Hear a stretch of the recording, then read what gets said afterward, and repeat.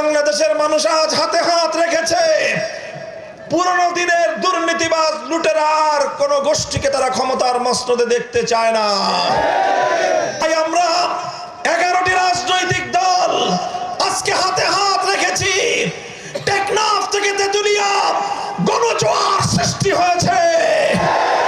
ইনশাআল্লাহ আগামী 12ই ফেব্রুয়ারি ব্যালটের মাধ্যমে গণভোটে হাকে যেমন জয়যুক্ত করা হবে, প্রতিটি আসন থেকে 11 দলীয় নির্বাচনী ঐক্যের প্রার্থীরা বিপুল ভোটে বিজয়ী হয়ে বাংলাদেশের ক্ষমতার পরিবর্তন ঘটবে ইনশাআল্লাহ।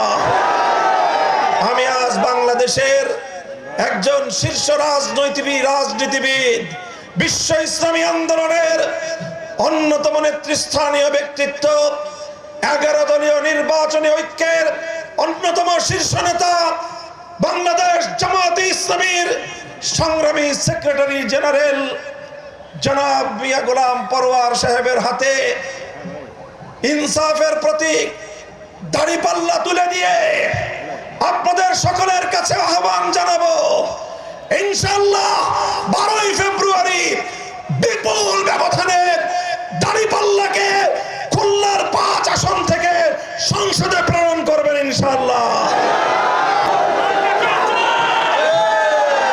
জাযাকুমুল্লাহ।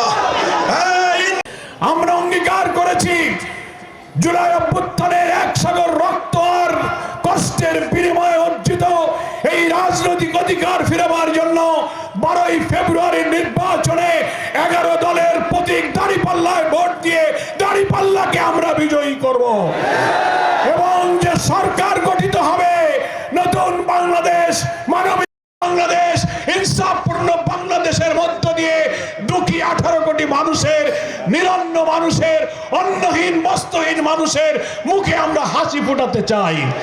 মহান আল্লাহ তাআলার বিধানের মধ্যেই মানবতার কল্যাণ, এটা হিন্দুরা এখন স্বীকার করছে। ডুমুরিয়ার হিন্দুরা বলেছে কোরআনের বিধান চালু হলে আমরাও নিরাপদ থাকব। তাই আসুন 11 দলীয় ঐক্যকে বিজয়ী করে আগামী দিনে তাদের সরকারের অধীনে আমরা মুক্তির সন্ধান করি। আমরা খুন, গুম, মামলা বাণিজ্য, আপনার সকল ধরনের অনিয়ম, এই সকল মুক্ত বাংলাদেশ দেখতে চাই কিনা?